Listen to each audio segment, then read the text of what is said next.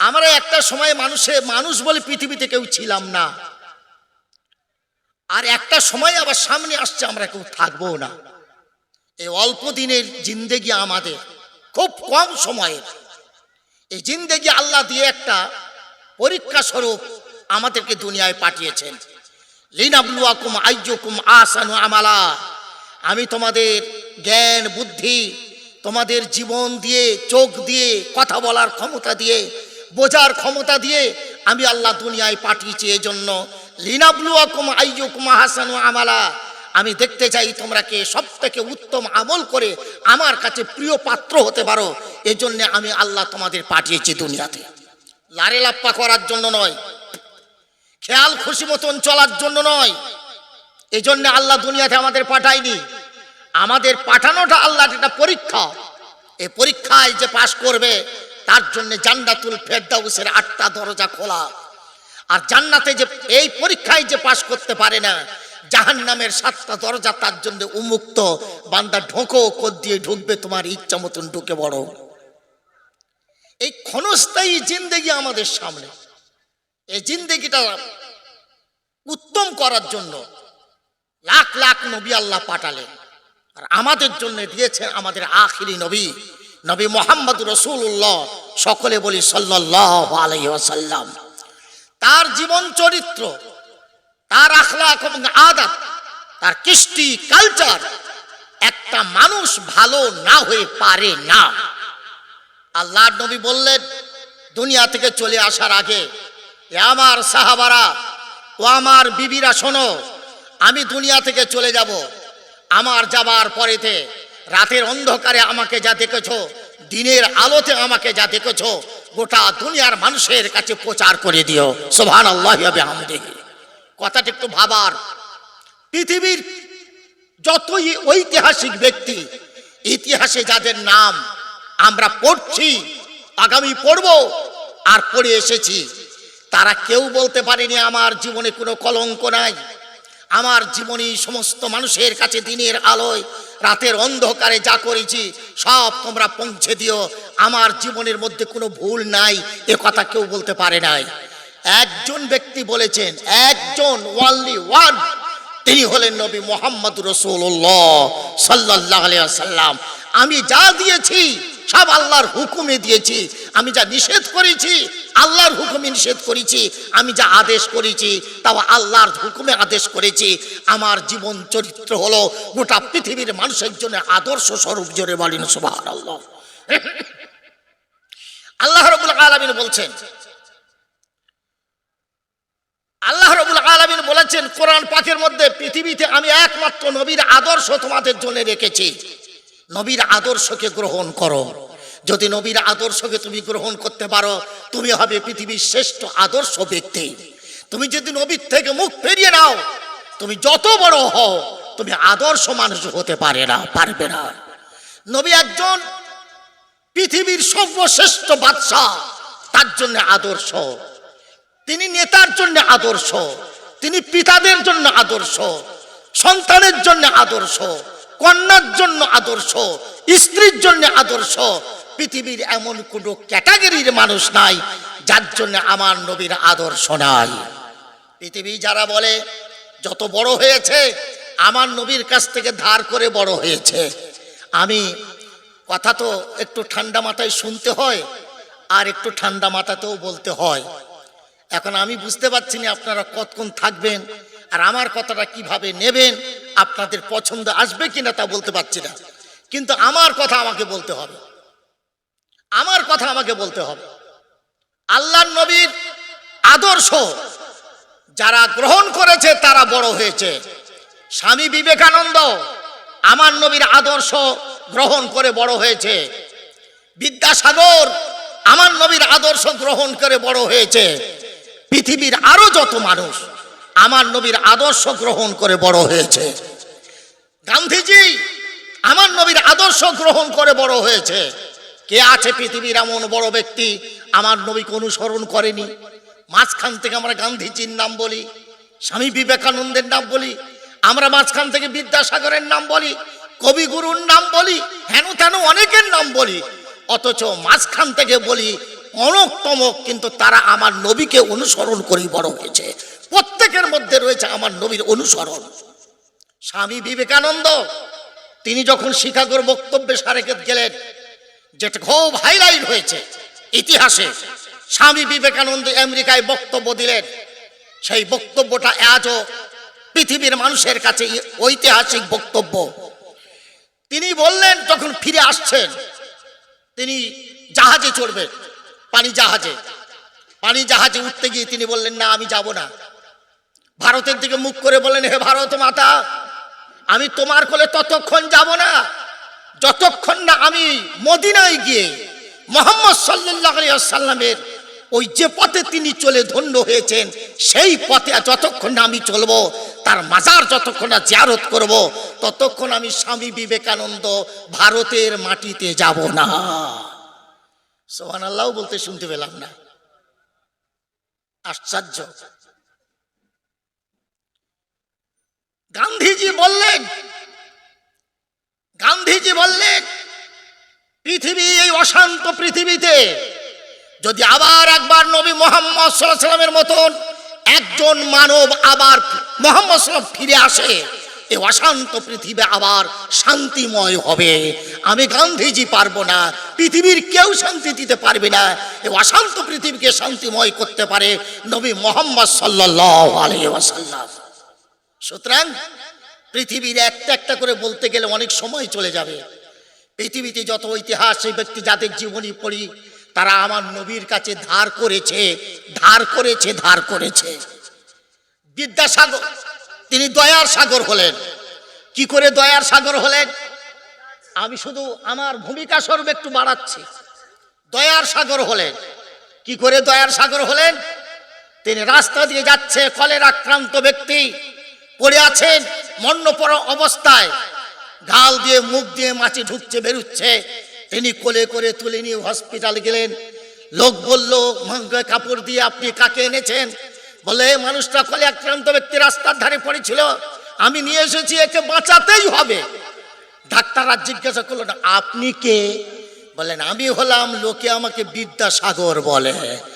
হসপিটালের ডাক্তাররা বলো, শুধু আপনি বিদ্যাসাগর না, আপনি দয়ার সাগর বটে। আমার মনে হয় কথাটা ঠিকই বললাম। যদি তাই হয় তাহলে কগাছা ডাক্তারের মুখে উনি দয়ার সাগর হয়ে গেলেন, একটা কলেরা আক্রান্ত ব্যক্তিকে পাঁজা করে হসপিটালে দিয়ে। আমার নবী যে দয়ার সাগর, রহমাতুল লিল আলামিন, তিনি তো আমার নবীর কাছ থেকে ধার করেছেন, তবেই তো তিনি দয়ার সাগর হলেন। আমার নবী কি করেছেন? নবীর জীবনী একটা বলি। আমার নবী সাল্লাল্লাহু আলাইহি ওয়াসাল্লাম তিনি কি করলেন কেউ জানে না। রাতের অন্ধকারে জঙ্গলের দিকে চলে যান। সাহাবারা অবাক, নবী একা যান কোথায়? চতুর্দিকে শত্রু, পেলে কতল করে দেবে। হযরত আবু বকর বললেন, আমি তো শুনবো না, নবী যে পথে গেছেন আমি ওই পথে গিয়ে দেখবো নবী কি করেন। হযরতে মুহাম্মদ সাল্লাল্লাহু আগে যাচ্ছেন, আবু বকর পিছনে যাচ্ছেন।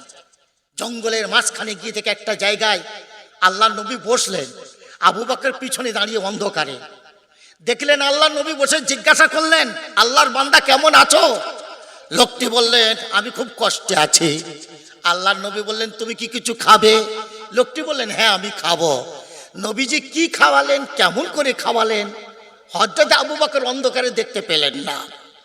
হযরত আবু বকর বললেন, আগামীকাল রাত্রে নবী আসার আগে আমি আবু বকরের সুন্নত পালন করব, যে সুন্নত আমার নবী পালন করেছেন। আসলো তার পরের দিন অন্ধকার, আল্লাহর নবীর আগে আবু বকর পৌঁছে গেল। গিয়ে সেইখানে বসে দেখেন একটা আপাদ মস্তক জর্জরিত ব্যক্তি, পুঁজার রক্ত বের হচ্ছে, ঠোঁট দিয়ে মুখ দিয়ে সর্বত্র পুঁজ বেরোচ্ছে, আর লোকটি আহ আহ করছে। হযরত আবু বকর নবী যেমন জিজ্ঞাসা করলেন ঠিক তেমনই জিজ্ঞাসা করে বললেন, আল্লাহর বান্দা তুমি কেমন আছো? লোকটি বললেন, আমি খুব কষ্টে আছি। হযরত আবু বকর বললেন, তুমি কি কিছু খাবে? লোকটি বললেন, হ্যাঁ আমি খাবো। আল্লাহর নবী কেমন করে খেয়েছে তা জানেন আবু বকর। খেজুরটা মাঝখান থেকে ফাড়লো, আটিটা বার করে দিয়ে আধখানা খেজুর গালের ভেতরে দিল। এর তো চিবোবার ক্ষমতা নাই, এর গালে ঘা, পচন, এর জিভে পচন, এর দাঁত পড়ে গেছে, এর বাড়িতে পচন। আধখানা খেজুর যখন গালে দিয়েছে, আস্তে করে খেজুরটা বার করে দিয়ে বললেন, হে আল্লাহর বান্দা, তুমি কি নবী মুহাম্মদ রাসূলুল্লাহ নয়? তুমি কি রহমতুল লিল আলামিন নন? আমাকে প্রতিদিন যিনি খাইয়ে যান, দেখে যান, সেবা করে যান, তিনি হলেন রহমতুল লিল আলামিন। তুমি সত্যি করে বলো, তুমি কি রহমতুল লিল আলামিন? হযরত আবু বকর কেঁদে বলেন, খোদার কসম করে বলি না, আমি আবু বকর, আমি নবীর গোলাম, আমি রহমতুল লিল আলামিন নন।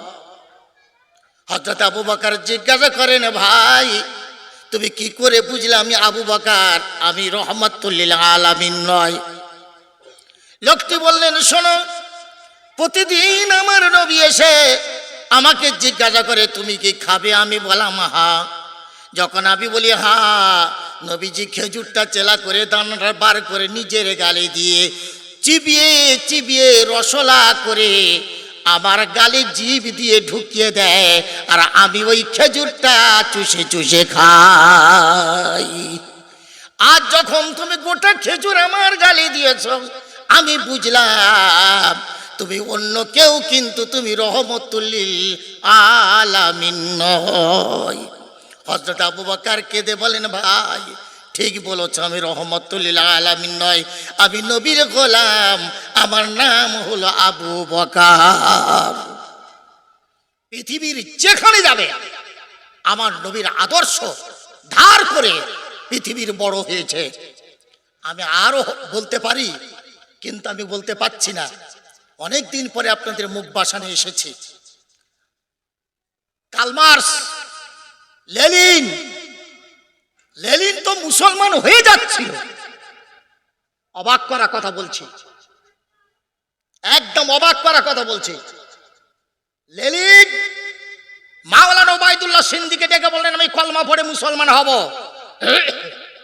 যখন কার্ল মার্কসের মতবাদ, মার্ক্সবাদ, লেনিনবাদ, নাস্তিকবাদ গোটা পৃথিবী ছড়িয়ে দেওয়ার কসম খেয়ে লেগেছিল লেনিন, ঠিক সেই সময় মাওলানা ওবায়দুল্লাহ সিন্ধি রহমাতুল্লাহ আলাইহি তিনি দেখা করলেন লেনিনের সাথে। লেনিনের সাথে দেখা করার পরে বললেন, ভাই তুমি যে পথ গরিব দুঃখী দুস্থ মজুর শ্রমিকদের জন্য দিয়েছো, এর থেকে অনেক সুন্দর পথ আল্লাহর নবী মুহাম্মদ দিয়ে গেছে। তিনি বললেন, তা তো আমি জানিনি, কি বলছো তুমি? বলে, হ্যাঁ, কার্ল মার্কসের মতবাদের থেকে মুহাম্মদ সাল্লাল্লাহু আলাইহি ওয়াসাল্লামের মতবাদ গরিব দুস্থ দরিদ্র ইতিম ওতামা বিধবা আর মজদুর শ্রমিকের জন্য অনেক গুণে উন্নত মানের। বলেন, আমার সামনে একটু চ্যাপ্টারটা দাও। ওবায়দুল্লাহ সিন্ধি রহমাতুল্লাহ আলাইহি কোরআন আর হাদিস থেকে সুন্দর এক চ্যাপ্টার তৈরি করে ওনার সামনে তুলে দিলেন। উনি পড়লেন, পড়ার পরে অবাক হয়ে গেলেন। বেশ কিছুক্ষণ বসে থেকে চোখ মুজিয়ে মাথাটা তুলে বললেন, মাওলানা, আমার গাড়ি অনেক দূর ছুটে চলে গেছে, আমি রুখতে পারবো না।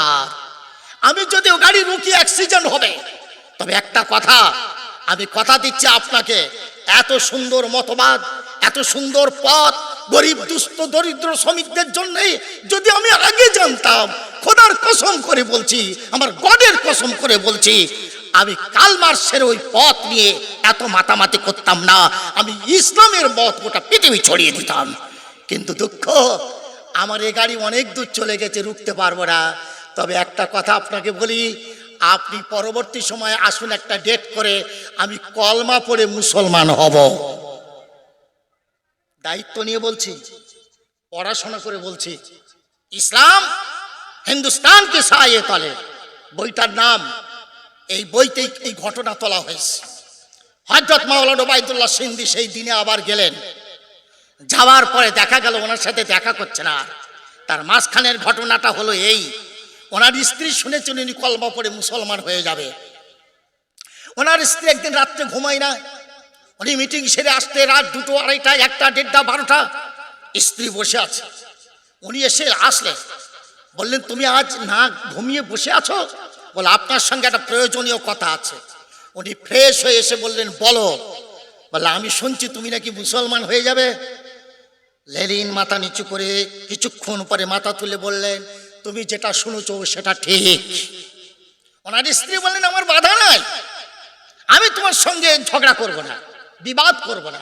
তবে একটা কথা শোনো, তাজাকিস্তান, খাজাকিস্তান, উজবেকিস্তান, বোখারা, সামারকান্দের মুসলমানেরা যে আত্মদ্বন্দ্ব, ক্রোহতে, খুন খারাপিতে লিপ্ত আছে, তোমার মতন সভ্য ব্যক্তি একটা মুসলমান হয়ে ওদের সাথে চলতে পারবে তো? তুমি চলবে কাদের সাথে? তোমার একদম জ্ঞান ফিরে গেল সত্যি। আর তখন ওই সব এলাকার মুসলমানদের খুন খারাপি, মারামারি, পেটাপিটি, আত্মদ্বন্দ্ব, ক্রোহ। কার্ল মার্কস বলল, বিবি তুমি ঠিক বলেছ, তবে ইসলাম আমি গ্রহণ করতাম, কিন্তু এই অভদ্র মুসলমানদের সঙ্গে আমি জীবন কাটাতে পারবো না। সেজন্য আমি আমার প্রস্তাব ফিরিয়ে নিলাম, আমি কলমা পড়ে মুসলমান হব না। মাওলানা ওবায়দুল্লাহ সিন্ধি চলে গেলেন। যথারীতি কথা মতো ওনাকে থাকতে দেওয়া হলো, খেতে দেওয়া হলো, সেবা হচ্ছে, উনি দেখা করছেন না। মাওলানা ওবায়দুল্লাহ সিন্ধি খুব দুঃখ করে বললেন, ভাই আমি আপনার কথা মতো এসেছিলাম, অন্তত দেখাটা করুন। খুব কষ্টের সাথে দেখা করলেন। দেখা করে বললেন, মাওলানা আমি আমার কথা উইথড্র করে দিচ্ছি, এজন্যে আমি মুসলমান হওয়ার পরে থাকবো কোন মুসলমানদের সাথে যারা মুসলমান হয়ে মুসলমানকে খুন করে, যারা মুসলমান হয়ে বাপকে ভাত দেয় না, যারা মুসলমান হলে মাকে দেখে না, যারা মুসলমান হলে ভাই ভাইকে খুন করে। এই অনাদর্শ মুসলমানদের সঙ্গে আমার জীবন কাটবে কি করে? তাই আমি লেলিন আমার মতবাদ ফিরিয়ে নিলাম, উইথড্র করে নিলাম, আমি মুসলমান হব না। মাওলানা ওবায়দুল্লাহ সিন্ধি এত বড় ধরনের আলেম ছিলেন, আপনি অবাক হয়ে যাবেন যে নেতাজি নেতাজি নেতাজি তিনি ওই নেতাজির গুরু মাওলানা ওবায়দুল্লাহ সিন্ধি। এটা আমরা জানি না, পড়াশোনা করিনি, পাঠ্যপুস্তকে নাই। তাই মাওলানা ওবায়দুল্লাহ সিন্ধি হলেন নেতাজির গুরু। নেতাজিকে তৈরি করেছেন মাওলানা ওবায়দুল্লাহ সিন্ধি ভারত স্বাধীনতার আন্দোলনে করতে। তিনি কাঁদতে কাঁদতে ফিরে আসলেন, হায় রে মুসলিম জাতি, তোমাদের আচরণে আজ মানুষ মুসলমান কলমা পড়তে চায় না। যদি তোমরা ভালো হতে, আজ এমন একটা লোক কলমা পড়ে মুসলমান হতো, ইসলামের আওয়াজ, ইসলামের ঝান্ডা গোটা পৃথিবীর কোনায় কোনায় পৌঁছে দিত। দুঃখ আমি ফিরে আসলাম, মাওলানা ওবায়দুল্লাহ ফিরে এলো। আমাদের কোন্দল, আমাদের ঝগড়া, আমাদের কোন্দল কত খারাপ, এটা আমি শেষে বলতাম, কিন্তু এসে গেল যখন বলি। আচ্ছা বলুন তো, আমি একটা হাদিস দিচ্ছি আপনাদের, শুধু ভাবুন। ওয়াজ জীবনে অনেক শোনা হয়ে গেছে, একটু ভাবার দিন এসেছে, একটু ভাবুন। আল্লাহ নবী সাল্লাল্লাহু আলাইহি ওয়াসাল্লাম রমজানের মাসে ইতিকাফ থেকে বের হলেন, মসজিদ থেকে বের হয়ে যাচ্ছেন। কি জন্য যাচ্ছেন? শবে কদরের আসল তারিখ, সুনির্দিষ্ট তারিখ বলবেন। নবীজি মসজিদ থেকে বের হলেন, রাস্তা দিয়ে যাচ্ছে, হঠাৎ দেখলো দুজন সাহাবী মুসলমান ঝগড়া করতেছেন, কুদুকুদি করতেছে, মারামারির উপক্রম। আল্লাহ নবী বললেন, হে হতভাগা মুসলমান, আমাকে আল্লাহ সুনির্দিষ্ট শবে কদরের তারিখ বলে দিল, আর আমি তোমাদের বলার জন্য মসজিদ থেকে বের হলাম, তোমরা মারামারি করতেছ। তোমাদের এই অপকর্ম দেখার পরে আমি নবী আমার মাথা থেকে সুনির্দিষ্ট শবে কদরের তারিখ চলে গেল। এখন তোমরা 20 থেকে নিয়ে 30 পর্যন্ত খোঁজো। এই হাদিসটা শুনেছেন না শুনেন নাই আমি জানতে চাচ্ছি। কেউ আছেন হাদিসটা মসজিদে শুনেছেন? আল্লাহু আকবার। মসজিদে এই হাদিসের তালিম হয় রমজান মাসে। ফাজাইলে তবলিগে দেখবেন রমজানের ফজিলতের মধ্যে এই হাদিসটা আছে, একদম আপনার ঘরের ভেতরে আছে বলে দিলাম, মসজিদ আছে, দেখে নেবেন। তাহলে বোঝা গেল মুসলমানের কোন্দল, মুসলমানের ঝগড়া, মুসলমানের মারামারি, আত্মদ্বন্দ্ব আল্লাহর রহমত থেকে বঞ্চিত করে দেয়। আচ্ছা শবে বরাতটা আমাদের জন্য রহমত না রহমত নয়? একটু কথা বলুন, অন্তত যত রাগ থাকে থাক না, একটু কথা বলুন। রহমত না জহমত? রহমত। সেই রহমত সুনির্দিষ্ট তারিখ আল্লাহ নবী বলবার জন্য আসলেন, আমাদের আর খুঁজতে হতো না, একদম সুনির্দিষ্ট তারিখে ইবাদত করতাম। 1000 মাস অপেক্ষা উত্তম ইবাদত, 83 বছর 4 মাসের সওয়াব আমরা পেতাম। কিন্তু নবীর মাথা থেকে তুলে দিল আমাদের গন্ডগোল, আমাদের ঝগড়া, আমাদের ফিতনা। আজও মুসলিম সমাজে ফিতনা আছে না নাই? আছে। লম্বা টুপি গোল টুপি, দাঁড়িয়ে করব না বসে করব, অমক করব না তমক করব, শুধু দ্বন্দ্ব শুধু দ্বন্দ্ব, সিপিএম না কংগ্রেস, তৃণমূল না এসিপি, শুধু দ্বন্দ্ব দ্বন্দ্ব আর দ্বন্দ্ব। আমি বলি মুসলমান, তুমি হেজবুল্লাহ হও, তুমি তবলিগ হও, তুমি বেরেলি হও, তুমি পীরপন্থী হও, তুমি আহলে হাদিস হও, যে কোনো পন্থী হও, তোমার কবরে প্রশ্ন হবে কটা? জানতে চাচ্ছি আপনাদের কাছে, মন খুলে প্রশ্নের উত্তর দিন, কটা? কেন আহলে হাদিসদের একটা হবে, তবলিগওয়ালাদের তিনটে হবে, যারা কবরে সেজদা দিই পীরপন্থী আমাদের মোটেই হবে না, আমাদের পীরেরা রয়েছে, কিন্তু তিনটে প্রশ্ন হবে না হবে না? জবাব দিন। হবে। লা তাজালু কদাম ইবনে আদম হাত্তা ইউসআলু আন খামসিহি ওয়া আন শাবাবিহি ফিমা ওয়া আন উমরিহি ফিমা আফনা ওয়া আন শাবাবিহি ফিমা আবলা। আল্লাহর নবী বলেছেন, পাঁচটা প্রশ্নে আল্লাহর সামনে জবাব দিতে হবে। তুমি যে পন্থী হও আর যে পন্থীর মানুষ হও, পাঁচটা প্রশ্নের জবাব না দিলে এক পা তুমি আল্লাহর সামনে থেকে তুলতে পারবে না। পাঁচটা প্রশ্ন, এক পা তুলতে পারবে না। দাঁড়াও, নেতা থাকবে না, ঘুষ চলবে না। কেন? ফেরেশতাদের ঘুষ দিয়ে বেরিয়ে চলে যাব পাশ মেরে? চলবে তো? কথা বলেন, চলবে?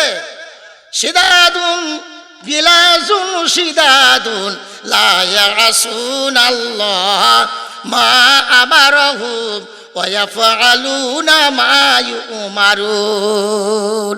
কোথায় ঘুষ দেবে? ফেরেশতাদের? এ কি পশ্চিম বাংলার পুলিশ? এ কি পশ্চিম বাংলার উকিল? ঘুষ দিয়ে কাজ নেবে? লা ইয়াসুন আল্লাহ মা আমারহুম। আল্লাহর ফেরেশতারা এত কঠোর এবং কঠিন, আল্লাহর হুকুমের এক চুল এদিক ওদিক করে না। জোরে বলেন সুবহানাল্লাহ। দাঁড়াও বান্দা, পাঁচটা প্রশ্নের উত্তর দাও। ওয়ান উমরিহি ফিমা আফনা। তোমার জীবনটা কোথায় কাটিয়েছ?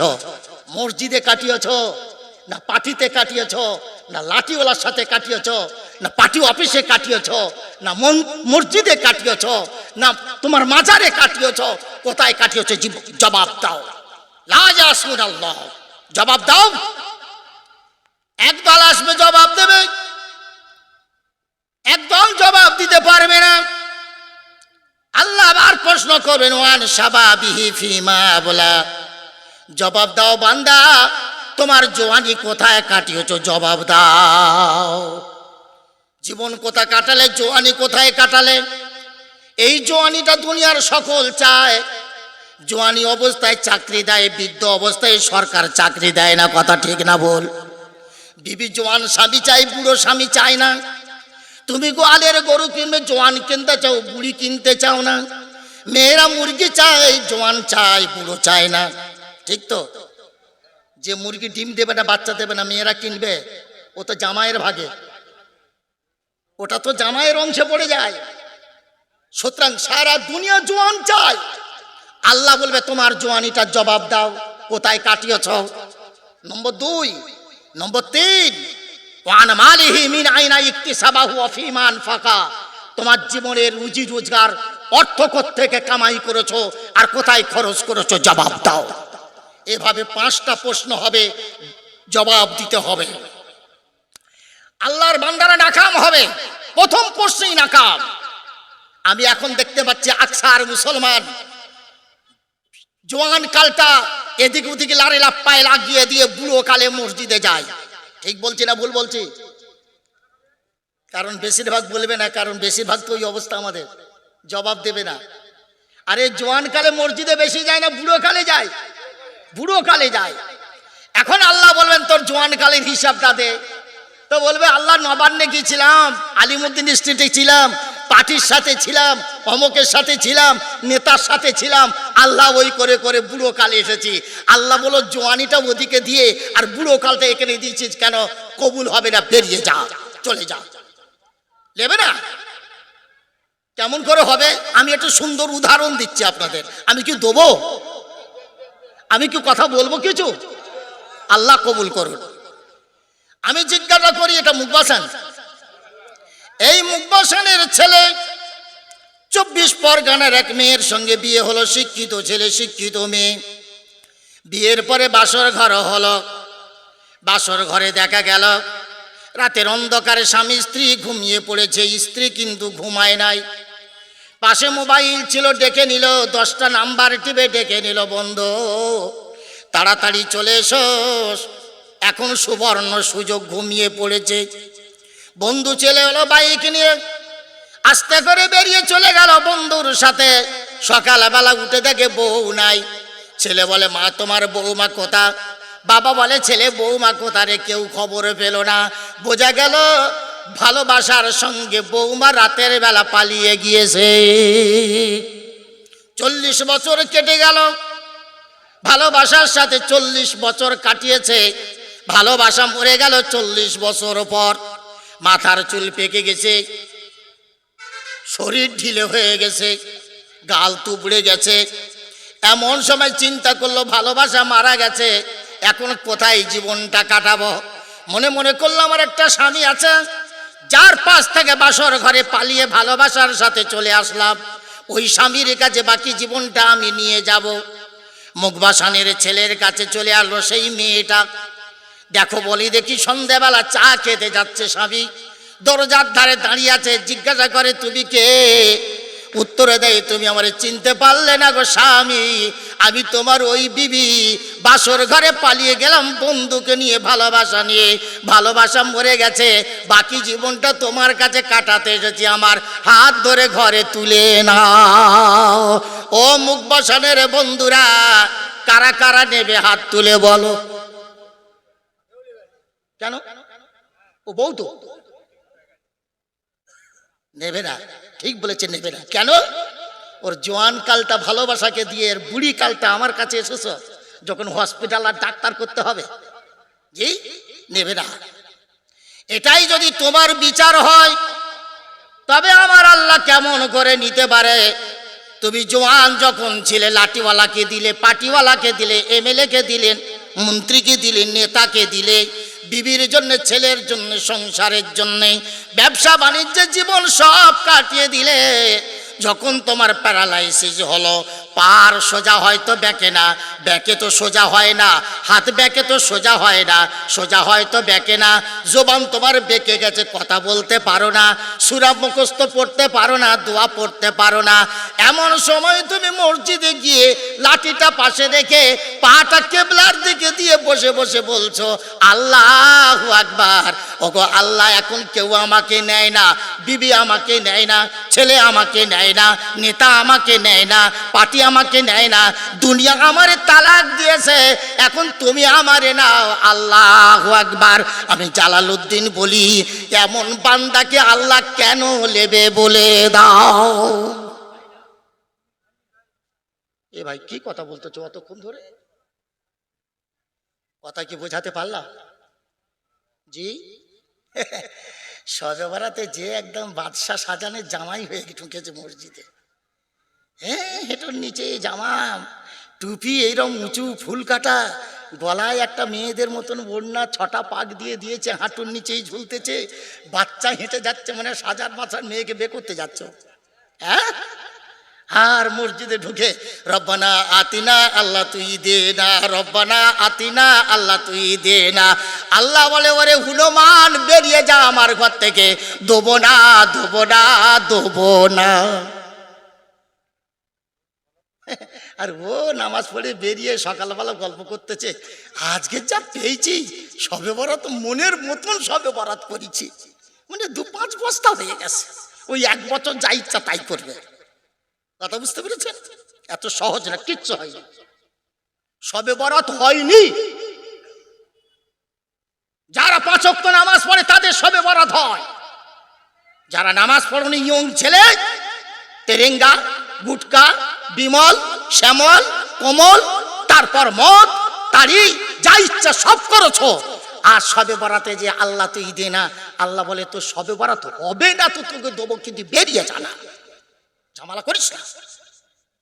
যদি বলছি কি করে কথা এরকম, আল্লাহ দেবে না, না দেবে না, সিস্টেমের মধ্যে না ঢুকলে হবে না, সিস্টেমে চলতে হবে। কথা ঠিক না বল? তো তোমার সিস্টেমটা কি? শবে বরাত কাকে বলে? হালুয়ার নাম শবে বরাত, রুটির নাম শবে বরাত, মুরগি আর খাসির গোশত রান্না করার নামে শবে বরাত? কে বলেছে শবে বরাতের রাতে হালুয়া আর রুটি করতে হয়? তা রাস্তা থেকে তৈরি, রাস্তা থেকে তৈরি। আল্লাহর নবী তৈরি করেনি, সাহাবারা করেনি, তাবেইনরা করেনি, তাবিনরা করেনি, আইমাই মুস্তাহিদিনরা করেনি, চার ইমাম করেনি। আর যত হাদিসের ইমাম, ইমাম বুখারী, ইমাম মুসলিম, ইমাম তিরমিজি, ইমাম আবু দাউদ, ইমাম ইবনে মাজাহ, ইমাম তাহাবী, ইমাম মুয়াত্তা ইবনে মালিক, কেউ করেনি। তাহলে হলো কোত্থেকে? রাস্তা থেকে তৈরি হয়েছে, রাস্তা থেকে। ও হাদিস না, পাবেন না। যদি বলেন হুজুর তাহলে আমাদের বাম্মা কি খাবে? আমার বাম্মা তো শবে বরাতে রাতে আসে কিছু খাবার জন্য, তো তাহলে কি খাবে? বলে এটাও তো মিথ্যা কথা, এটাও তো বানাওয়াট। যারা জাহান্নামে গেছে জাহান্নাম থেকে মুক্তি পাবে না, যারা জান্নাতে গেছে জান্নাতের সুখ খাদ্য ছেড়ে তোর পচা খানা খেতে আসবে না। কথাটা খারাপ লাগছে না ভালো লাগছে? কেন জান্নাতি খানা ছেড়েই পচা খানা খেতে আসবে? জান্নাতের খানার এমন গুণ, পায়খানা হয় না, পেচ্ছাপ হয় না, ঘাম হয় না, দুর্গন্ধ হয় না। কথা ঠিক আছে? ঠিক। জান্নাতীদের এই দুনিয়ার মানুষের দুটো রাস্তা, একটা ওপরে ঢালবার জন্য আর একটা বার করবার জন্য, আছে না নেই? জান্নাতীদের একটা রাস্তা, শুধু ওপর দিয়ে ঢালবে, নিচের রাস্তা থাকবে না। নিচের রাস্তা যদি থাকে তাহলে জান্নাতে টয়লেটের দরকার পড়বে, কিন্তু জান্নাতে সব আছে, টয়লেট নাই। কথা ঠিক না ভুল? ঠিক। তাহলে তোমার বাপ জান্নাত থেকে আসলো, বেটা কি করেছো খাবো, দাদা এলো, নানি এলো, দাদা এলো, বাপ এলো, মা এলো, আরো শ্বশুর শাশুড়ি সব আসলো। এসে দেখলো মাছ আছে, মাংস আছে, মুরগি আছে, খাসি আছে, রুটি আছে, হালুয়া আছে, মনে করো সব খেলো, একটুও কিন্তু কমে না, একটা দাগাও কমে না, একটা মুরগির বটিও কমে না। কথা ঠিক বলছি না ভুল? আচ্ছা তাই হলো, খেলো, সব খেয়ে শেষ করে দিয়ে চলে গেল। চলে যাওয়ার পরে এখন দুনিয়ার খাদ্যের চরিত্র হলো পায়খানা করতে হবে, ঠিক না ভুল? জান্নাতে যেতে যেতে পেট সুলুনি শুরু হয়ে গেছে, ও যাবে কোথা? জান্নাতে পায়খানা নাই, এবার হাঁকবে কোথা? যেখানে সেখানে। তোমার বাপের হাঁকবার জন্য আমার আল্লাহ জান্নাত করেছে? ওর বাপের হাঁকবার জন্য? মিথ্যা কথা, মিথ্যা কথা। দেওবন্দীদের কথা লিও না, তবলিগলাদের কথা লিও না, ওরা তো নবীকে ভাই বলে। বোকা কোথাকার, আমরা কি নবীকে ভাই বলবো রে? নবী আমাকে বলেছে, তোদেরও বলেছে, সকলকে ভাই বলেছে। হাদিস পড়িসনি? হাদিসটা দেখ। কিতাবের নাম হলো মাদারিজুন নবুয়াত, 3টে ভলম, কয়েক হাজার পৃষ্ঠার এক একটা ভলম। লেখক কে? তোমার গুরু, আমার গুরু, আলে হাদিসদের গুরু, বেরেলিদের গুরু, কুলফিজার গুরু, তবলিগলার গুরু, দেওবন্দীদের গুরু, সারা পৃথিবী ভারতবর্ষের সব মুসলমানের গুরু। তার নাম হলো হযরত মাওলানা আব্দুল হক দেহলভী রহমাতুল্লাহ আলাইহি। সবাই তাকে সালাম জানায়। এই লোকটার বিরুদ্ধে কারুর কোনো কথা নেই। ইনি লিখেছেন এই কিতাব, নাম দিয়েছেন মাদারিজুন নবুওয়াত, আল্লাহর নবীর জীবনী। 3টে ভলম, প্রত্যেক ভলম কয়েক হাজার পৃষ্ঠা। সুবহানাল্লাহি ওয়া বিহামদিহি। এত বড় কিতাবে তিনি লিখেছেন। হাদিসটা শুনুন, প্রাণ ভরে যাবে। বলবো? আমরা ভাই শুধু নয়, নবী গোটা পৃথিবীর মুসলমানকে ভাই বলেছে। তুমি যদি নবীর ভাই না হতে চাও, দূর হয়ে যাও। আমরা হতে চাই, নবীজি চেয়েছেন, আমরা হয়েছি। কি বললেন নবী? আল্লাহ নবী জিজ্ঞাসা করছেন সাহাবাদের, আচ্ছা বলো তো, এই পৃথিবীতে সব থেকে আকাশ ও জমিনের মধ্যে আশ্চর্য ধরনের ইমান কাদের? ভাষাটা ভালো করে বুঝো। নবী বলছেন আকাশ ও জমিনের মধ্যে আশ্চর্য ধরনের ইমান কাদের? সাহাবারা বলেন, ইয়া রাসূলুল্লাহ, আমার মনে হয়, আমাদের মনে হয় সব থেকে বড় আশ্চর্য ধরনের ইমান হলো ফেরেশতাদের। নবীজি বললেন অসম্ভব। ফেরেশতারা জাহান্নাম দেখে, জান্নাত দেখে, আরশ দেখে, কুরসি দেখে, আল্লাহকে দেখে, সুতরাং ওদের ইমান তো দেখে ইমান। বলো। সাহাবারা বললেন, ইয়া রাসূলুল্লাহ, আমাদের মনে হয় সব থেকে বড় আশ্চর্য ধরনের ইমান নবীদের ইমান। আল্লাহর নবী বললেন, না, আমাদের কাছে জিবরাইল ফেরেশতা আসে, রহমতের ফেরেশতাদের দেখতে পাই, আল্লাহ আমাদের দেখা দেয়, নবীদেরও দেখা দেয়, ফলে আমাদের ইমান আশ্চর্য ধরনের নয়। বলো, সাহাবারা বলে, ইয়া রাসূলুল্লাহ, তাহলে আমরা সাহাবারা, আমাদের ইমান আশ্চর্য ধরনের ইমান। নবী বলেন, তোমরা তো আমার পাশে জিবরাইল এসে দেখেছো, আমার কেরামতি দেখতেছো, মুজিজা দেখতেছো, বাঘে আমাকে সালাম দিয়েছে, কথা বলতেছি দেখছো, আমি গাছকে ইশারা করেছি, গাছ আমার সামনে এসে সেজদায় পড়ে গেছে, তোমরা দেখেছো, আমার আঙুলের ইশারায় চাঁদকে দ্বিখণ্ডিত করেছি, তোমরা দেখেছো, তাহলে তোমাদের ইমান থেকে আশ্চর্য ধরনের হবে না? তা হলো না। এবার ফের সাহাবারা বললেন, ইয়া রাসূলুল্লাহ, আল্লাহু ওয়া রাসূলুহু আলাম, আল্লাহ নবী খুব ভালো জানে, আপনি বলেন। আল্লাহর নবী বলেন, তবে শোনো, আশ্চর্য ধরনের ঈমান কাদের? ফেরেশতাদের না। তোমরা সাহাবা তোমাদের নয়, আমরা নবী আমাদেরও নয়। আশ্চর্য ধরনের ঈমান হবে তারা, আখিরি জামানার উম্মত, শুধু কোরআন আর হাদিস পড়ে ঈমান আনবে, ফেরেশতা দেখবে না, মুজিজা দেখবে না, অলৌকিক ঘটনা দেখবে না, আমি নবী আমাকেও দেখবে না। ও আমার সাহাবারা শোনো, হাদিস কোরআন পড়বে আর তারা ঈমান আনবে, ওদের ঈমান হবে আশ্চর্য ধরনের ঈমান। শোনো আমার সাহাবারা, তোমরা হলেন আমার সাহাবী, আর আখিরি জামানার উম্মত হলো আমার ভাই। নবীজি কাউকে বাদ দিয়ে বললেন? নবীজি ভাই বললেন, কাউকে বাদ দিয়ে বললেন? হাদিসের ইবারত হলো এনি, ওয়া আনতুম আসহাবি ওয়া হুম ইখওয়ানি, তোমরা হলে আমার সাহাবী, তারা হলো আমার ভাই। আমরা নাকি নবীকে ভাই বলি, হাদিস পড়ে না, পড়ে তো বোঝে না, ইবারত পড়তে পারে না, তারা আবার আমাদের দোষ দেয়। যাক, এসব কথা বলার জন্য আমি আসিনি। তাহলে কি বলতে যাচ্ছিলাম? জবাব দিতে হবে, 5টা প্রশ্নের জবাব দিয়ে এগো, তার আগে আগাতে পারবে না। আর কবরেতে 3টে প্রশ্নের জবাব দিতে হবে। তুমি যে মূল্যের মুসলমান হও, 3টে প্রশ্নের জবাব দিতে হবে। আমল যদি সহি হয়, আল্লাহ রাব্বুল আলামিন কবরকে বানাবে তোমার জন্য বাসর ঘর। জোরে বলেন সুবহানাল্লাহ। তাম পৃথিবীর মুসলমানের বাসর ঘর হয় একবার, আর আমি জালালউদ্দিন বলি, এই ইমানদার মুসলমানদের বাসর ঘর হয় 2বার। কে বলেছে কবরে আযাব আছে, কে বলে কবরে সাপ আছে, কে বলে কবরে আগুন আছে, যে বলেছে ঠিক, কিন্তু ইমানদার মুসলমান আল্লাহ ওয়ালার কবরে কোনো আগুন নাই, সাপ নাই, আযাব নাই। ইমানদারের কবর হবে বাসর ঘর। জোরে বলেন সুবহানাল্লাহ। কবরে যখন ইমানদার যাবে, প্রশ্ন হবে 3টে, মান রব্বুকা, ওমা দীনুকা, মান হাদার রাসূল, হাল আরিফতা হাদার রাসূল। ও দুনিয়া ইমানদার আল্লাহর বান্দা, তোমার রবকে বলো, ইসলাম কোন ধর্ম বলো, আর বলো এই ব্যক্তিটাকে চিনতে পারো কি বলো। বলবে রব্বি আল্লাহ, আমার রব হলেন আল্লাহ, আর এই ব্যক্তি হলো আমার নবী, আর দ্বীন ইসলাম হলো আমার ধর্ম। জবাব দিয়ে দেবে। ফেরেশতারা বলবে, যাও যাও, জান্নাতি বিছানা কবরে বিছিয়ে দাও, নোম কানো বিল ওরদ।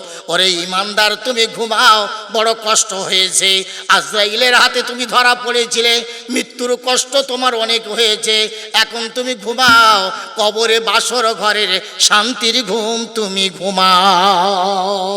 তাই আমি জালালউদ্দিন বলি, তাম পৃথিবীর মানুষের বাসর ঘর হয় একবার, আর ইমানদারের বাসর ঘর হবে 2বার। এখন কেউ হয়তো বলবেন, হুজুর যতবার বে করবো ততবার বাসর ঘর, তাই হয় নাকি? বুঝা কোথাকার, বাসর ঘরে একবারই হয়, বাসর ঘরের মজা একবার, প্রথমবার। তাহলে বাসর ঘর 2বার হবে, একবার মাটির ওপরে আর একবার মাটির নিচেতে কবরে। বাসর ঘর কি করে হয় একটু বোঝানোর জন্য বলছে।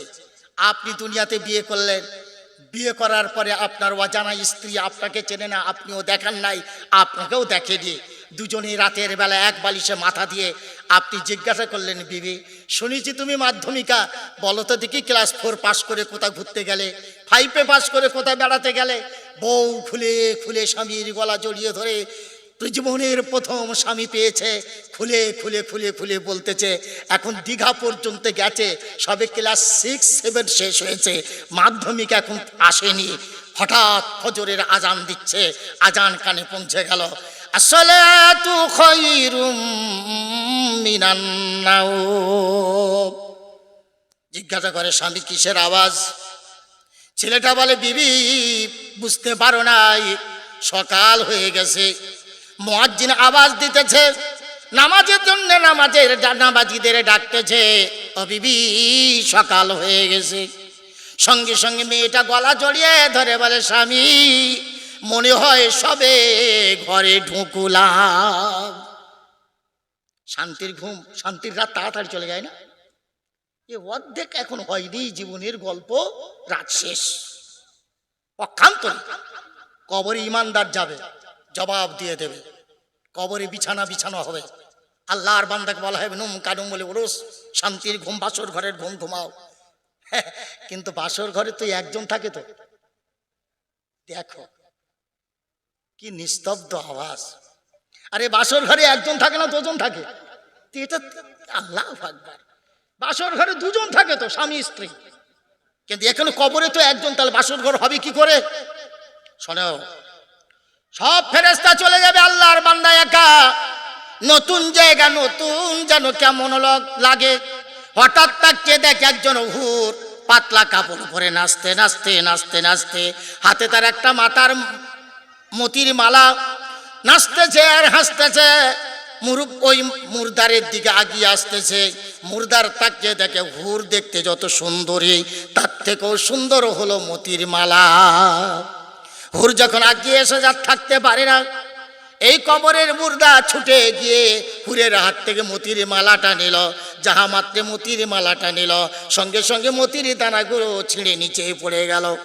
হুর আর এই মুর্দার দুইজনের দানাগুলো গুঁড়োতে থাকে, দুজনে মতির মালাটা গুঁড়োনো শেষ হবে না, ওদিকে কিয়ামত শুরু হয়ে যাবে। ফাইদা নুফিখা ফিস-সূরি ফাইদা হুম কিয়ামুন ইয়ানজুরুন। দুনিয়ার ঘরের ভিতরে বিবি যেমন জিজ্ঞাসা করলো, গো স্বামী কিসের আওয়াজ? ছেলেটা বলল, ফজর হয়ে গেছে, মুয়াজ্জিন ডাকতেছে, সকাল হয়ে গেছে।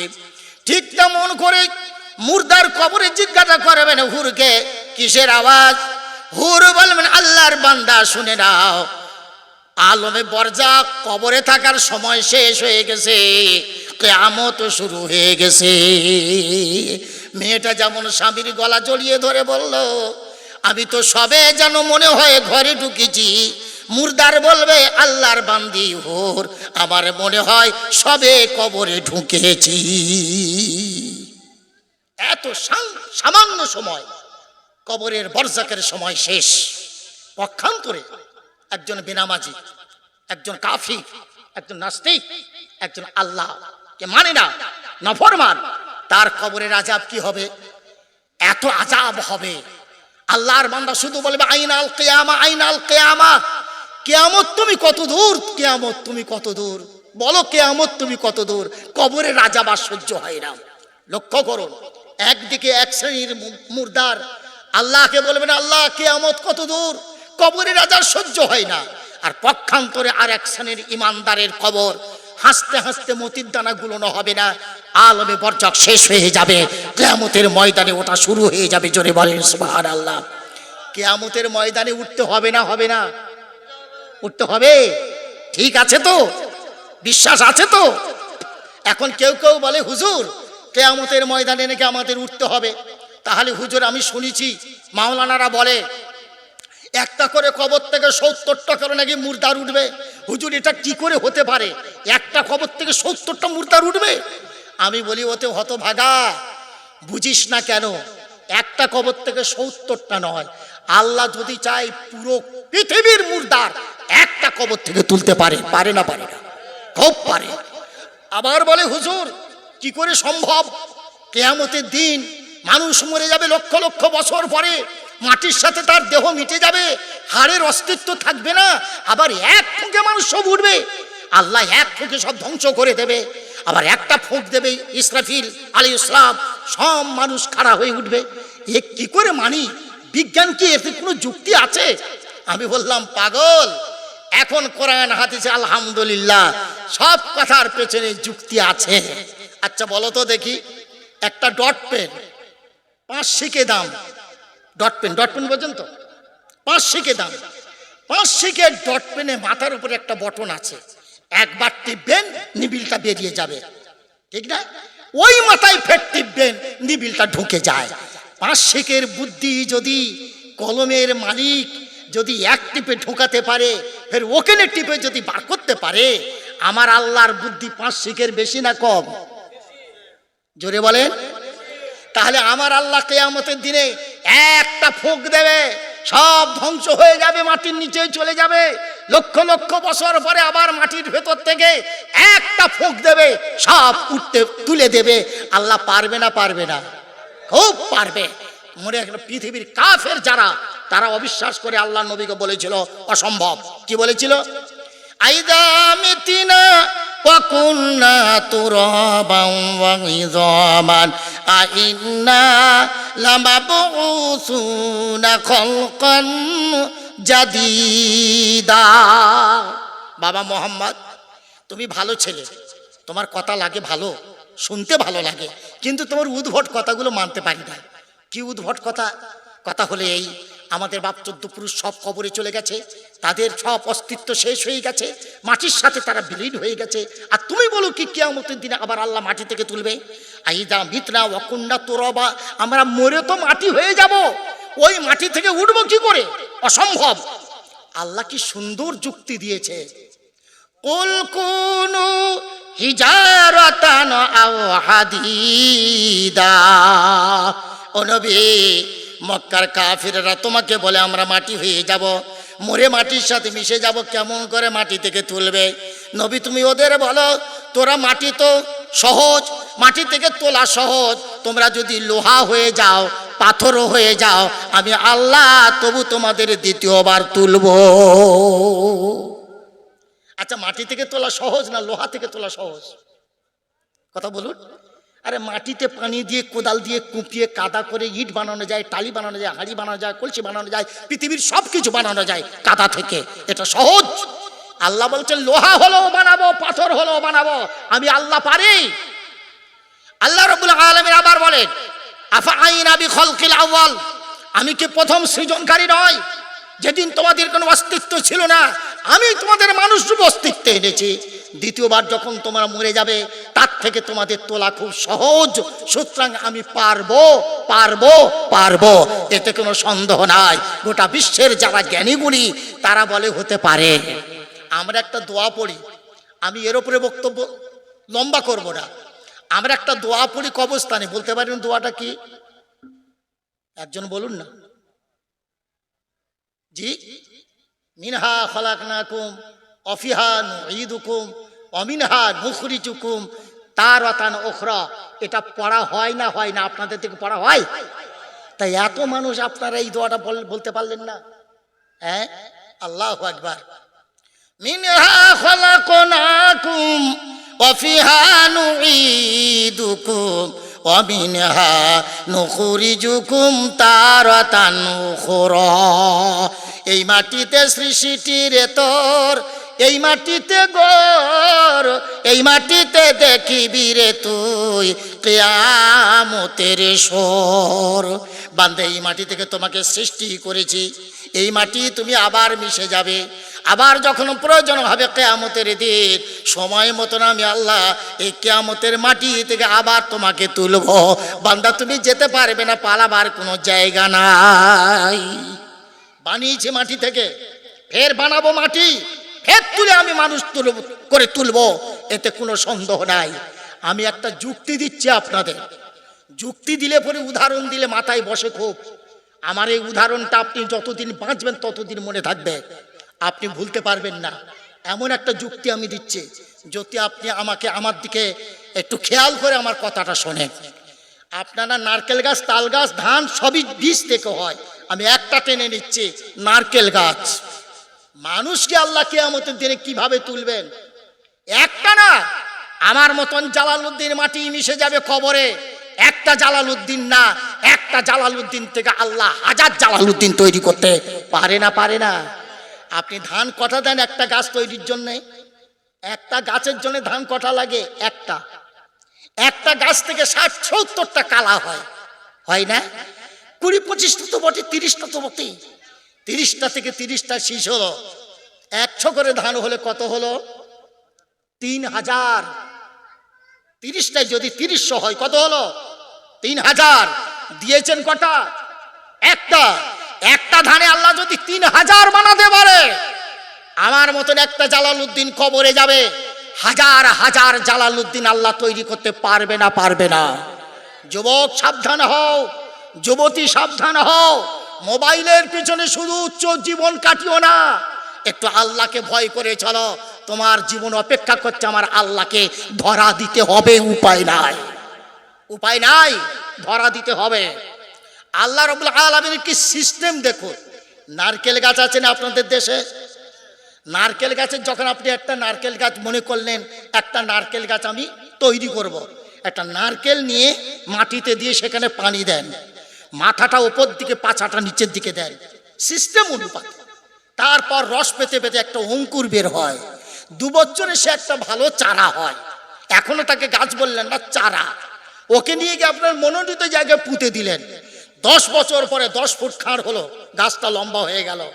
এখন ওই গাছে ফল আসবে। আপনি বলেন, যে নারকেল নিচেই দিয়েছিলেন ওই নারকেল কি গোড়ায় আছে? কথা বলেন, আছে? এখন ঈদের সময় যদি আপনি নারকেল না পান বাজারে, আপনার বউ যদি আপনাকে বলে, আরে তুমি এত বোকা কেন গো, নারকেল তো রয়েইছে, একটু খাটলে পাওয়া যায়। বলে কি করে? বলো শাবল আর কুড়ুলটা দিয়ে যাও না, কোদালটা ভালো করে গাছের নিচে খুলে শাবল দিয়ে সেই যে নারকেলটা দিয়েছিলে গাছ তৈরির জন্য, ওইটা বার করে নিয়ে এসো। এখন আপনি আপনার বইয়ের কথা মতন যদি ওকে খুলে দেখে, নারকেল গাছের নিচে নারকেল পাবেন তো? পাবেন? সব শেষ হয়ে গেছে। এখন আপনি বলেন, 10 বছর পরে নিচে যে কোয়ালিটির নারকেল দিয়েছিলেন, 10 বছর পরে গাছের মাথা থেকে ওই কোয়ালিটির নারকেল শত শত নয়, হাজার হাজার বেরোয় না, বেরোয় না? কে বার করে? মিনহা খালাকনাকুম ওয়া ফিহা নুঈদুকুম ওয়া মিনহা নুখরিজুকুম তারাতান উখরা।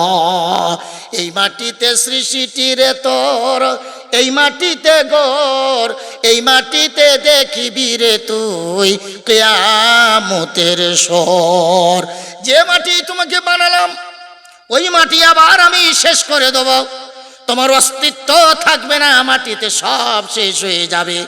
আবার সময় মতন আমি আল্লাহ একবার হুকুম দেব, আবার নতুন করে জালালউদ্দিন তৈরি হয়ে যাবে। লা তাজালু কদম ইবনে আদম, পালাবার জায়গা নাই।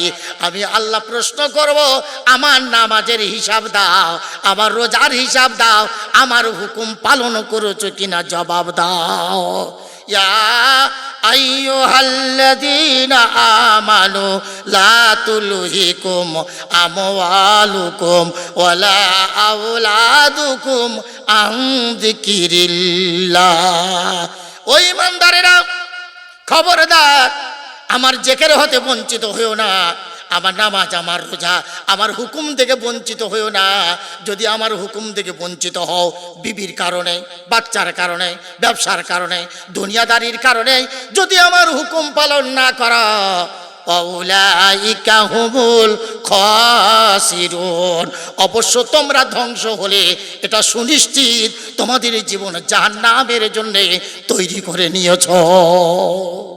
যারা আল্লাহর হুকুম মানবে না, তাদের জীবন দুনিয়াতে জাহান্নামে তৈরি করে নিয়েছে, এটা বুঝতে হবে। হিসাব, একদম হিসাব। 2 এ 2 কত হয়? জিজ্ঞাসা করছে 2 এ 2 কত হয়? 4। সিস্টেম 2 এ 2 4 হবে, 5 হবে না। আল্লাহর হুকুম মেনেছো, তোমার জন্য জান্নাত।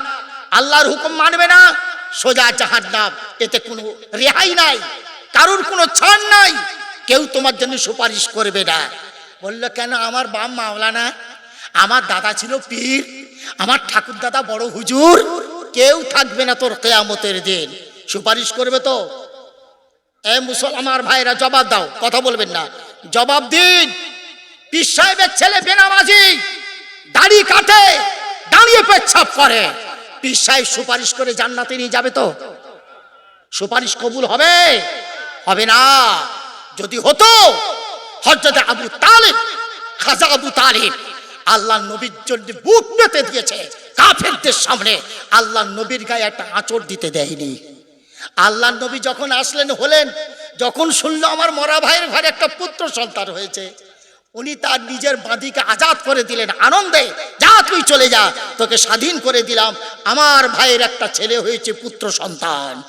আল্লাহর নবী বললেন, আমার চাচা যান আমার সাথে ভালো ব্যবহার করেছে, আমার জন্য বাঁধি আজাদ করেছে, এই জন্যে ওনাকে কিয়ামতের দিনে সব থেকে হালকা আওয়াজ দেওয়া হবে, জাহান্নামের একটা জুতো আগুনের ওনার পরিয়ে দেওয়া হবে, যে আগুনের দ্বারায় পায়ের গরম, মাথার ঘিগুলো টকবক করে ফুটতে থাকবে, এই হালকা সাজা দেওয়া হবে, তবু কিন্তু রেহাই পাবে না। আমার নবী বললেন, চাচা একবার কলমা পড়ে নাও, মৃত্যুর সময় তোমার জীবনের সব গুনাহ মাফ হয়ে যাবে, কিয়ামতের দিন আমি তোমার জন্য সুপারিশ করব। আবু তালেব বললেন, অসম্ভব, হবে না, আল্লাহ নবী তার জন্য সুপারিশ করতে পারবে না। নূহ নবীর ছেলে কেনান বলেছিল, আল্লাহ তোমার আল্লাহর কত পানি আছে দেখব, এই বিশাল বিশাল পাহাড়ে আমি উঠব, তোমার আল্লাহর এত পানি পাহাড় ডুবিয়ে দেবে? কাফেরদের চিন্তা ভাবনা খুব সংকীর্ণ হয়, ইমানদারের চিন্তা ভাবনা বিপুল হয়। কেনান বলল, আল্লাহ কিরকম পানি দেবে, এত বড় বড় পাহাড় সব ডুবে যাবে? কই তোমার আল্লাহ দিক দেখি, আমি পাহাড়ের উপরে উঠব। পাহাড় ডুবে গেল, কেনান ডুবতেছে। হযরত নূহ আলাইহিস সালাম বললেন, হাযা ওয়ালাদি, আল্লাহ আমার বেটা, ওই ডুবে যায় আমার আহালি, আমার বেটা ডুবে যায়। আল্লাহ আল্লাহ বলে, নূহ নবী আর একবার যদি আমার আহাল বলে ডাকো, তাহলে আমি তোমার নবুয়তের খাতা থেকে নাম কেটে দেব। ও তোমার আহাল নয়, ও তোমার ছেলে নয়, ছেলে আর বাপের আমল তো এক হতে হবে। ছেলে যার বাপকে মানে না, বাপের আমল তার কাছে নাই, সে কি করে বলতে পারে আমার আহাল? বলো না নবী নূহ, তোমার ছেলের আমল আলাদা, তোমার নবী তোমার আমল আলাদা, তোমার সুপারিশ আমি কবুল করলাম না, তোমার ছেলেকে চিতি কাঁকড়ার মতন ভেসিয়ে দেব। দিয়েছে না দেয়নি? আর পক্ষান্তরে ওই বুড়ি, যে বুড়ি নূহ নবীর কাছে গিয়ে বললেন, বাবা নূহ, ভীষণ চুলকুনির রোগ, সব শেষ হয়ে গেছে বাপ, আমাকে একটু ওষুধ দে না বাবা, আমার গা মাথা থেকে সব ভরে গেছে চুলকুনি, আমার ছেলে নাই, স্বামী নাই, ভাই নাই, কেউ নাই, বাবা কোথায় পাবো? নাকি তোমার কাছে মালিশ এসেছে, দাও না বাবা। বুঝতে পারছেন তো, সেই নৌকোর পায়খানা মালিশ হলো না, সব যাচ্ছে কাটিয়ে কাটিয়ে নিয়ে আসতেছে। আমি আর খুলে বলবো না, এই বুড়ি সবার শেষ বেলা গেছে। নূহ নবী বললেন, মা সবার শেষে এসেছো, দেবো কি আর, সব তো নিয়ে চলে গেল। বললো, বাবা একটু দিয়ে বাবা। বললো, এই পানি নাও আর ঝাঁটা নাও, কোথায় কি আছে একটু নাড়া দিয়ে আর তুমি ধরে আর মাথায় দাও। এমন মালিশ ছোঁয়ালে কাজ। বুড়ি ভালো করে ঝাঁটিয়ে ঝাঁটিয়ে পানি মেরে মেরে বালতি করে নিয়ে মাথায় দিল, পড়ে গেল নিচের দিকে, বেয়ে গেল, লাগলো যেখানে ভালো হলো, যেখানে পানি পৌঁছালো না সেখানেও ভালো হয়ে গেল। নূহ নবীর হাত ধরে বলে, বাবা নূহ, একটা কথা জিজ্ঞাসা করি বাবা, এত ভালো কোম্পানির মালিশ তুমি এনেছো বাবা, আমি আগে জানি নাই, তবে তুমি বলো এই কোম্পানির নাম কি, আর এই কোম্পানির এজেন্টের নাম কি? নূহ নবী কেঁদে বলে, মা এ কোম্পানির নাম তো আমি অনেক দিন ধরে বলছি গো মা, আর এজেন্টের নামও আমি বলছি, তোমরা কেউ মানো না। আমার কোম্পানির নাম আর এজেন্টের নাম শোনো, কোম্পানির নাম হলো লা ইলাহা ইল্লাল্লাহ, আর এজেন্টের নাম হলো নূহ নবিউল্লাহ। সুবহানাল্লাহ ওয়া বিহামদিহি। ঠিক বলেছে না? কোম্পানির নাম আর এজেন্টের নাম ঠিক হয়েছে তো? বুড়ি বলে, বাবা নূহ রে, এই কোম্পানির মালিশে যদি আমার এত বড় রোগ ভালো হয়ে যায়, তবে ওই কোম্পানির নাম কেন গ্রহণ করব না বাবা? আমারে পড়িয়ে দাও লা ইলাহা ইল্লাল্লাহ মুহাম্মাদুর রাসূলুল্লাহ। বুড়ি চলে যায়। নূহ নবী বলে, মা তবে একটা কথা শোনো, আল্লাহ দুনিয়ায় গজব দেবে, সারা দুনিয়া পানি দিয়ে ডুবিয়ে দেবে, কেউ থাকবে না মা। আমার নৌকোয় যারা উঠবে তারা বাঁচবে, যারা উঠবে না তারা বাঁচতে পারবে না। নূহ নবী বলে, মা গো, যখন বন্যা হবে চলে এসো মা, আমার নৌকোয় উঠে যেও, বাঁচতে পারবে, তা না হলে বাঁচবে না। বুড়ি বলে, বাবা নূহ রে, আমি বাবা বুঝতে পারবো না, আমি বুড়ি মানুষ, আমি চলতে পারি, আস্তে আস্তে হাঁটি, জিরিয়ে জিরিয়ে আসি বাবা। সকলকে যদি তুমি একদিন আগে খবর দাও, আমাকে 3 দিন আগে খবর দিও বাবা, অনেক দূর থেকে আসতে আমার দেরি হবে। নূহ নবী ওয়াদা করলো, দেবো মা। গজব শুরু হয়ে গেল, চুলোর ভেতর থেকে পানি ওঠা শুরু হলো। নূহ নবীর বিবি ছুটে গিয়ে বলে, ওগো নবী এসো, আল্লাহ তোমার নাকি গজব দিতেছে, চুলো থেকে পানি উঠতেছে। বিবিকে বলে, বিবি কলমা পড়ে নাও। বিবি বলে, এখনো কলমা পড়বো না, চুলোর পানিতে দুনিয়া ডুবতে পারে না। বিশ্বাস হয়? চুলোর পানি দুনিয়া ডুবে যাবে? তুমি আমাকে বোকা পেয়েছো?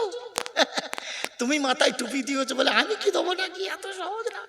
আচ্ছা দাঁড়া দাঁড়া দাঁড়া, কোলা ব্যয়ের মতন হবি। কোলা ব্যাং দেখেছেন মরে গেলে কিরকম হয়? ব্যয়ের মতন বলবি, দাঁড়া একটু সবর কর।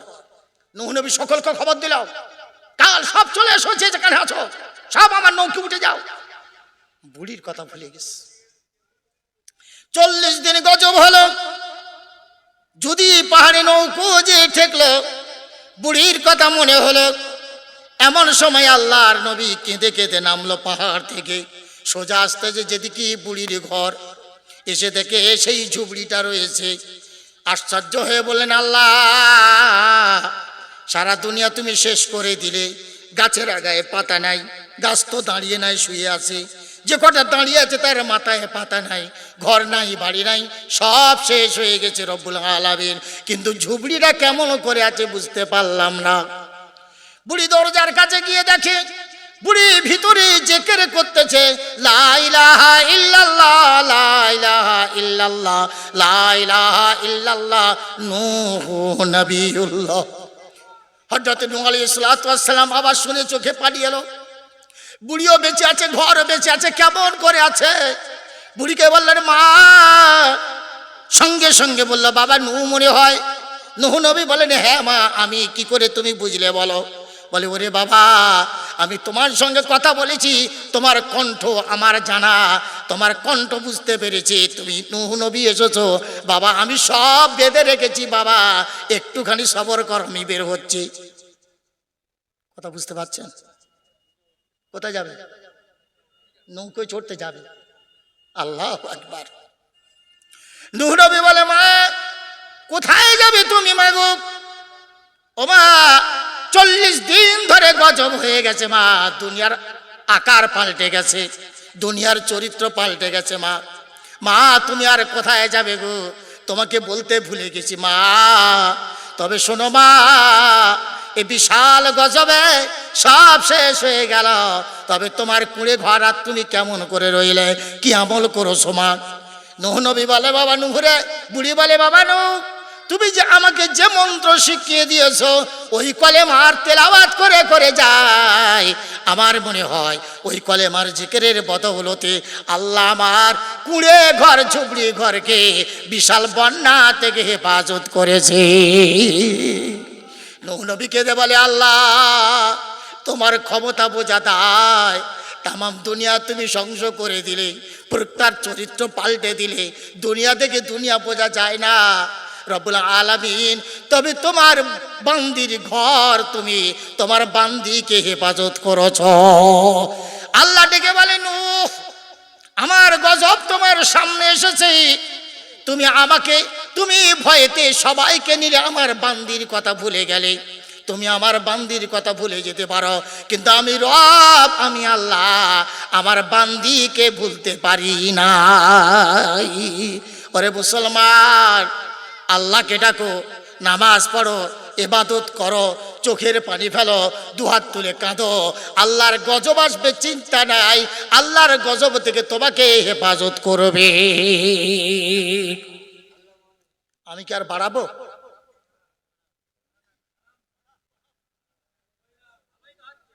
জি বাড়াবো একটু? ফালিয়াবুদু فليعبدوا رب هذا البيت الذي أطعمهم من جوع وآمنهم من خوف। এ ভাই কথা লক্ষ্য করো, মসজিদওয়ালা বাঁচবে না মাজারওয়ালা বাঁচবে? খোদার গজব যখন আসবে মসজিদওয়ালা বাঁচবে না মাজারওয়ালা বাঁচবে? আমি বলবো না, কোরআনকে জিজ্ঞাসা করি, কোরআন তুমি বলো তো কারা বাঁচবে? কারা বাঁচবে? মাজারওয়ালা না মসজিদে সেজদা দেনেওয়ালা না মাজারে সেজদা দেনেওয়ালা? কারা বাঁচবে? আল্লাহ রাব্বুল আলামিন বলেন, ঠান্ডা মাথায় শুনুন, ফালিয়াবুদু রাব্ব হাযাল বাইতিল্লাযী আত'আমাহুম মিন জু'ইন ওয়া আমানাহুম মিন খাউফ। এ আমার বান্দারা, আমি আল্লাহ, আমি মসজিদের রব, কাবা শরীফের রব, আমি আল্লাহ, আমার ইবাদত কর। প্রশ্ন হলো, আল্লাহ তোমার ইবাদত করে কি পাবো? মাজারে সেজদা করলে হাদিয়া পাই, ছাগল পাই, কাপড় পাই, টাকা পাই, হালুয়া পাই, আরো কিছু পাই। তোমার মসজিদে কিচ্ছু পাই না, শুধু গুড়ের বাতাসা। তাই তো নাকি? তাও অনেক সময় হয় না, তাই পাওয়া যায় না। তা কেন তোমার ইবাদত করব? কি দেবে আল্লাহ তুমি বলো আগে। আল্লাহ রাব্বুল আলামিন বলেন, আত'আমাহুম মিন জু', ক্ষুধার অন্ন দেব, তৃষ্ণার পানি দেব, ও আমানাহুম মিন খাউফ, তুই মসজিদ ওয়ালা বান, শুভেন্দু অধিকারী যত লাপালাপি করুক, আমি আল্লাহ তোর বিজয় দান করব। সুবহানাল্লাহ বলতে পারছে না ঠিক মতো? ভয় আছে তো, আপনারই তো জেলার মানুষ না, ওই জন্য আপনাদের একটু ভয়। কত লাফাবি বান্দা লেপিয়ে যা। আমাদের একটা ওষুধ আছে, একটা জায়গা আছে, একটা অফিস আছে, ওই অফিসে যে নাম লিখবো তুই বাপের নাম ভুলে যাবি। কথা বুঝতে পারছেন না? বলুন তো সেই নাম, অফিসটা কি? মসজিদ। সুবহানাল্লাহ, ঠিক বলেছেন। শুধু মসজিদে যাও, 5 ওয়াক্ত নামাজে সই করো মসজিদে, আমি আল্লাহ তোমার নামাজি।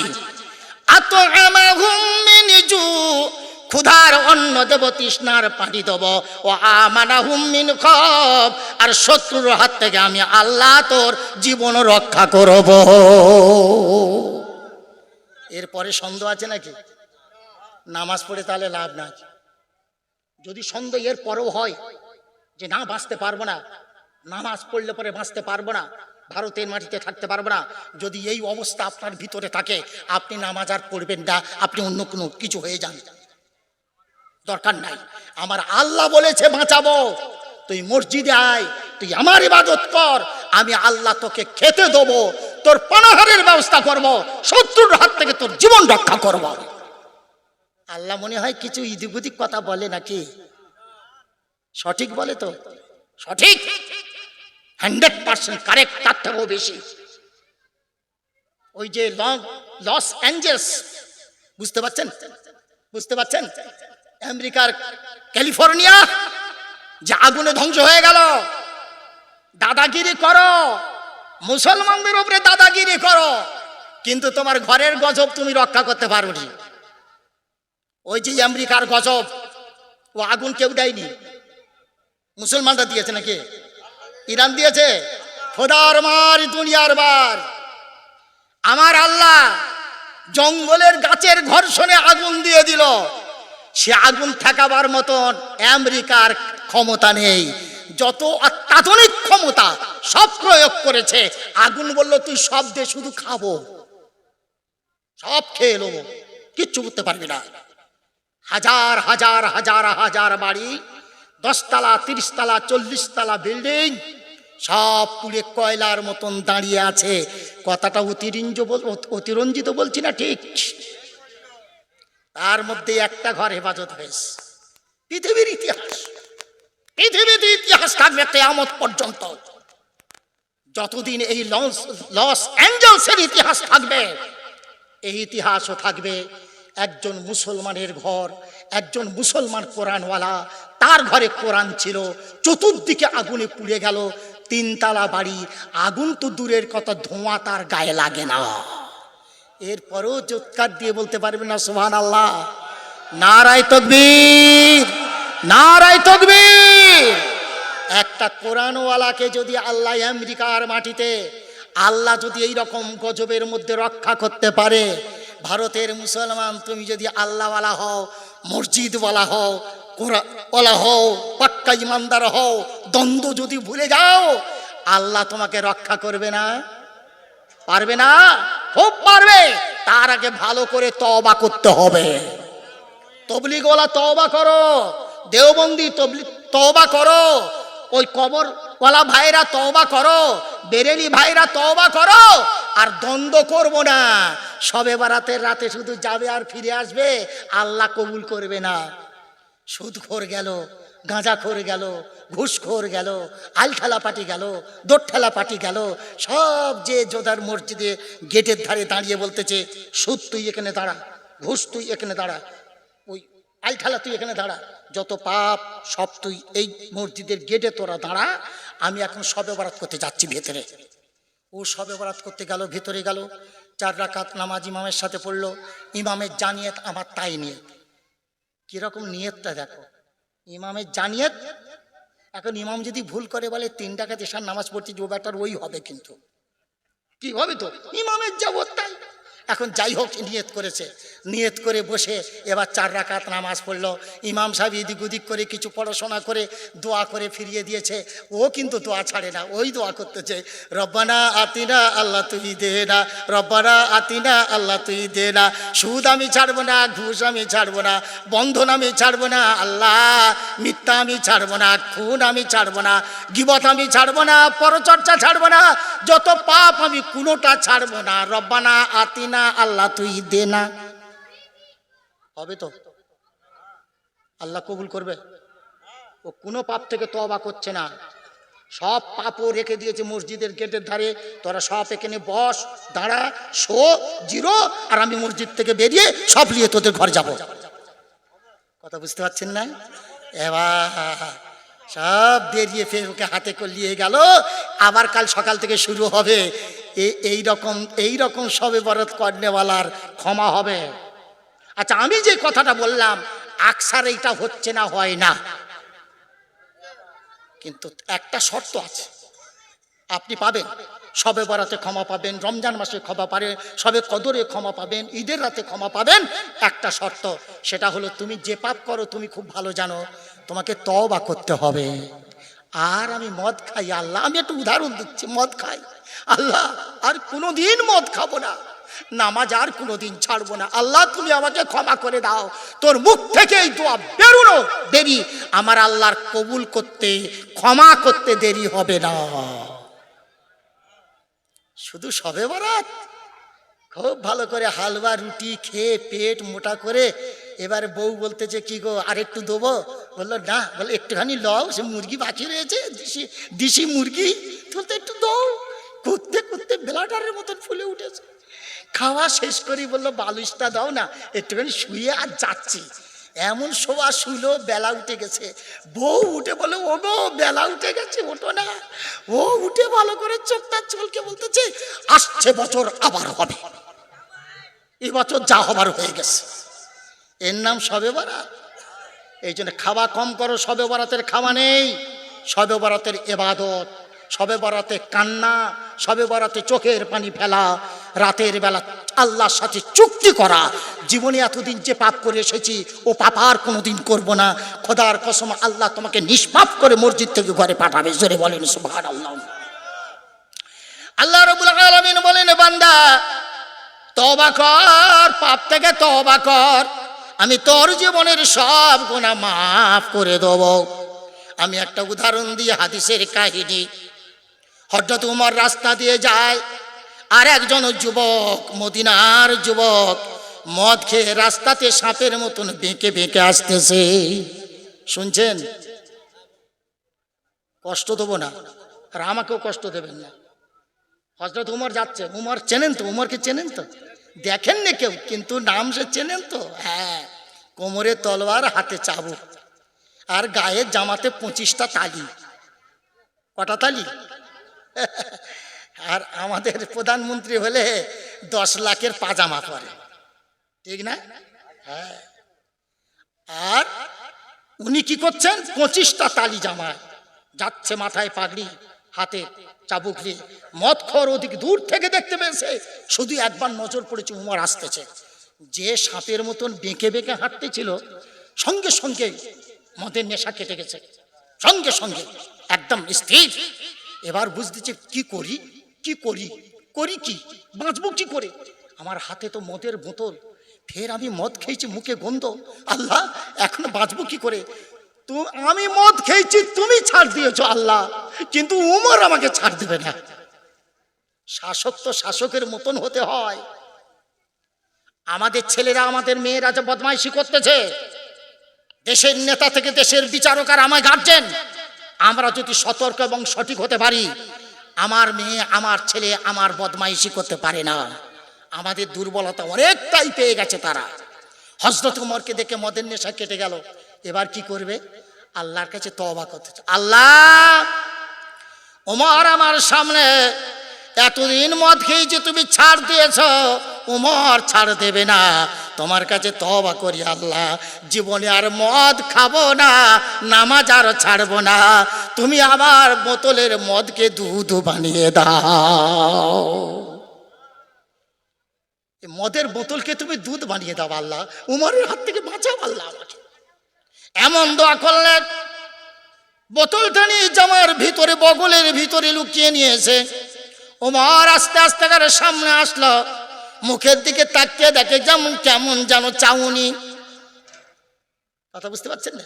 হ্যাঁ, এই চলাফেরার গতি দেখে উমর সন্দেহ করছে, এই কোথা গেছিলিস? তো বললো হুজুর বাজারে। তো তোর বগলে কি? হুজুর বাজারে। উত্তর ঠিক হয়েছে। কোথায় গিয়েছিলিস? বাজারে। বগলে কি? বাজারে। হযরত উমর বুঝলেন এ দাঁড়িয়ে আছে মানুষটা ভিতর কাটা মোটা আছে, এর ভিতরটা অন্য জায়গায় চলে গেছে। ভয়ে হযরত উমর কিচ্ছু না বলে সোজা হাতটা ঢুকিয়ে দিয়ে মদের বোতলটা টেনে বার করে নেড়ে দেখছেন, আল্লাহ রাব্বুল আলামিন মদখোরের তওবা কবুল করে আল্লাহ মদের বোতলকে দুধ ভরে দিয়েছে। হযরত উমর বোতলটা রেখে দিয়ে সামনে এগিয়ে যাচ্ছে। মদ ঘরে দেখলো, আল্লাহ মদ মুখে, আমি মদ ঘর গোসল করলাম না, জীবনে এক রাকাত নামাজও পড়ি নাই, ওমরের ভাই তোমার কাছে তওবা করলাম, তুমি আমার মদের বোতলকে দুধ বানিয়ে দিয়েছো।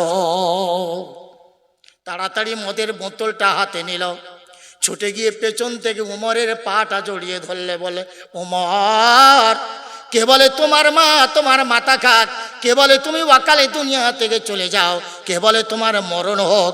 ওগো উমর, তোমার মতন শাসক ছিল বলে তোমার ভয়ে আমি গুনাহগার মদখোর তওবা করে রাস্তার উপরে আল্লাহর ওলি বেনে গিয়েছি। উমর, এটা দুধের বোতল না মদের বোতল, আমি তোমাকে থেকে ভয়ে আল্লাহর কাছে তওবা করেছি, আল্লাহ মদের বোতলকে দুধ বানিয়ে দিয়েছে। হযরত ওমর পাঁজা করে ধরলেন। যে মানুষ যত শক্ত হয়, কঠিন হয়, সে মানুষ কিন্তু তত নরম, ঠিক না? হযরত ওমর বুকে জড়িয়ে ধরে বললেন, আল্লাহর বান্দা, তুমি আল্লাহকে ভুলে আছো, কিন্তু আল্লাহ তোমাকে ভুলে নাই। ওরে ভাই, নামাজ পড়ো, আল্লাহকে ডাকো, আল্লাহর কাছে চাও, আল্লাহ তোমাকে দেবে, আল্লাহ তোমার বিপদ উদ্ধার করে দেবে। আল্লাহকে ভুলে থেকো না, আল্লাহ তোমাকে ভুলে নাই।